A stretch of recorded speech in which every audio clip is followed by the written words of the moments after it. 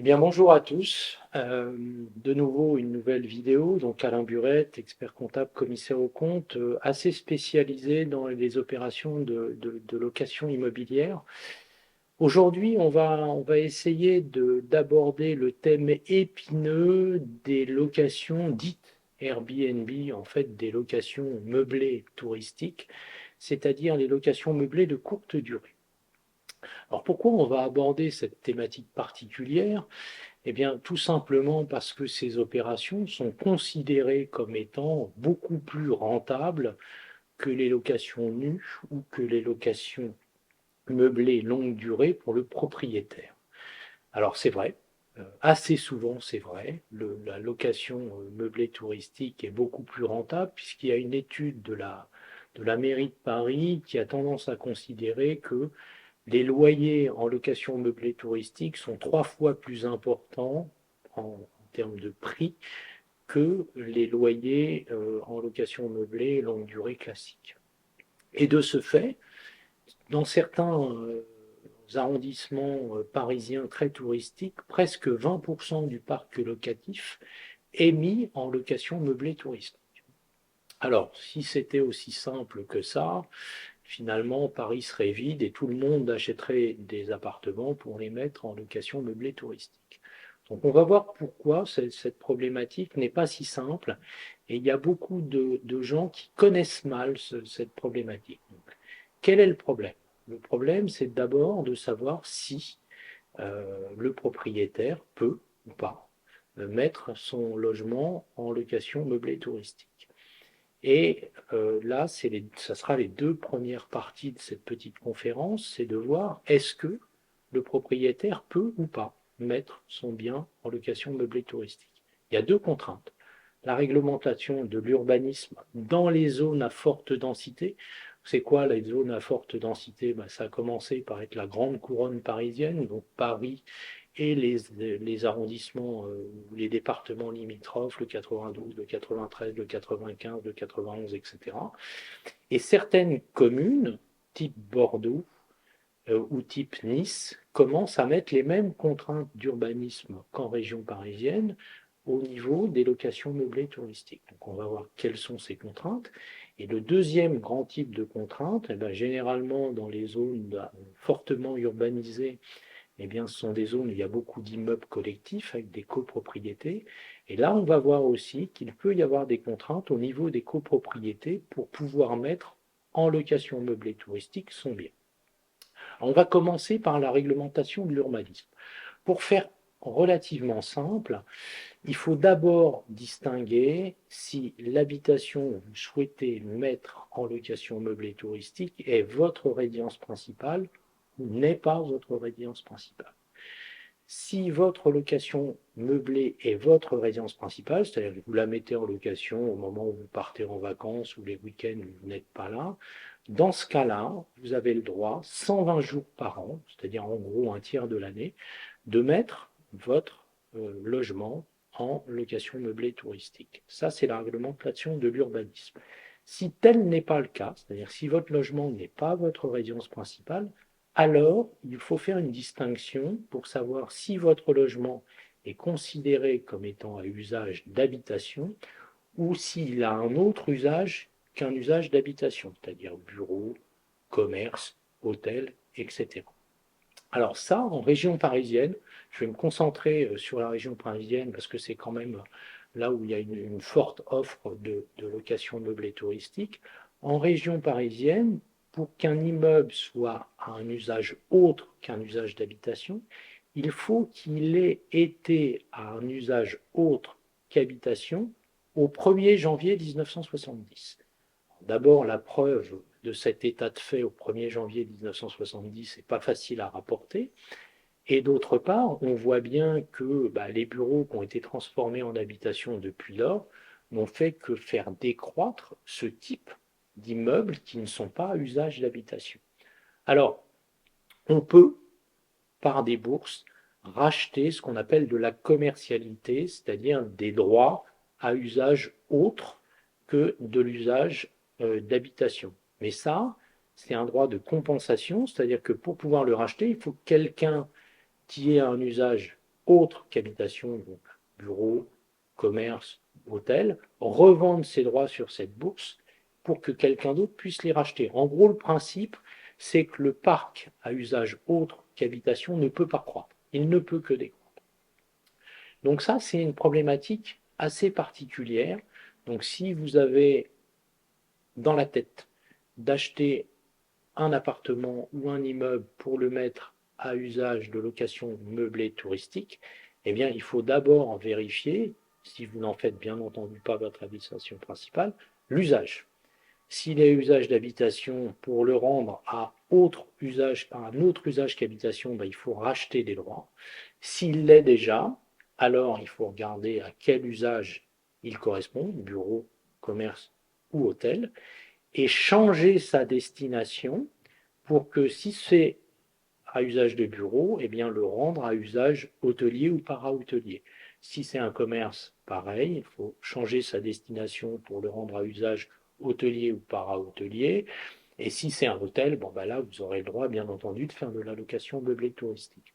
Le changement de destination est beaucoup plus simple en termes de formalité auprès de la mairie de Paris que le changement d'usage, où on a vu tout à l'heure que c'était quand même relativement compliqué. Alors, première contrainte, les contraintes d'urbanisme. Deuxième contrainte, les contraintes de copropriété.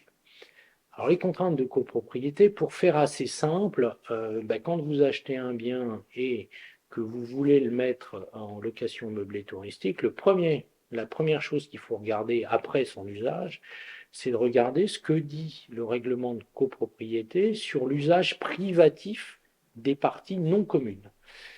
Et on appelle ça les clauses d'habitation bourgeoise. Donc, soit le règlement de copropriété ne dit rien, et dans ce cas-là, vous avez le droit de mettre votre immeuble, en tout cas votre appartement, en location meublée touristique, mais c'est assez rare. Généralement, dans les copropriétés parisiennes, on a une clause d'habitation bourgeoise. Cette clause d'habitation bourgeoise donc restreint l'usage de votre logement et quand elle est stricte, elle stipule que vous ne pouvez pas mettre votre logement en location courte durée. Si elle n'est pas stricte, c'est-à-dire que si c'est une clause d'habitation simple, bourgeoise simple, alors ça veut dire que vous pouvez utiliser votre appartement à un usage professionnel. Professionnel, c'est-à-dire y installer une profession libérale. Un notaire, un expert comptable, un avocat, un médecin, un dentiste. Et là, eh bien ça ouvre une possibilité d'utiliser votre logement à plus courte durée. Alors, quelle est la problématique de ça? Bon, bien entendu, si le règlement de copropriété ne l'autorise pas, vous pouvez quand même essayer de mettre votre logement en location meublée touristique, mais vous prenez le risque que la copropriété se retourne contre vous, engage une procédure. Et quelles sont les chances? C'est ça qu'il faut mesurer. Quelles sont les chances de la copropriété de gagner la procédure qu'elle aura engagée contre vous parce que vous avez mis en location meublée touristique votre logement? Alors pour faire simple, je le dis souvent pour faire simple, mais en tout cas, dans le temps, avant 2013, les juges étaient relativement tolérants en considérant que finalement l'habitation c'était un usage privatif et qu'on pouvait en faire ce qu'on voulait. Donc la jurisprudence avant 2013 condamnait souvent les copropriétés et donnait raison aux propriétaires locataires. À partir de 2013, ça a changé. La clause d'habitation bourgeoise stricte a été considérée comme une clause interdisant la mise en location meublée touristique de votre logement. Donc, si aujourd'hui votre règlement de copropriété recèle une telle clause, vous ne pourrez pas, en tout cas vous perdrez votre procès contre la copropriété. À partir de 2016, ce sont les clauses d'habitation bourgeoise simple qui ont été remises en cause par la jurisprudence au motif que les dérangements liés au mouvement de personnes chez les professions libérales se passaient en journée, alors que les réceptions de touristes dans les logements, les locations meublées touristiques se faisaient en dehors des horaires de bureau et qu'en plus il pouvait y avoir des nuisances sonores en dehors des horaires de bureau. En conséquence, la jurisprudence a commencé à condamner les gens qui faisaient de la location meublée touristique dans des immeubles, bien que le règlement de copropriété soit porteur d'une clause d'habitation bourgeoise simple.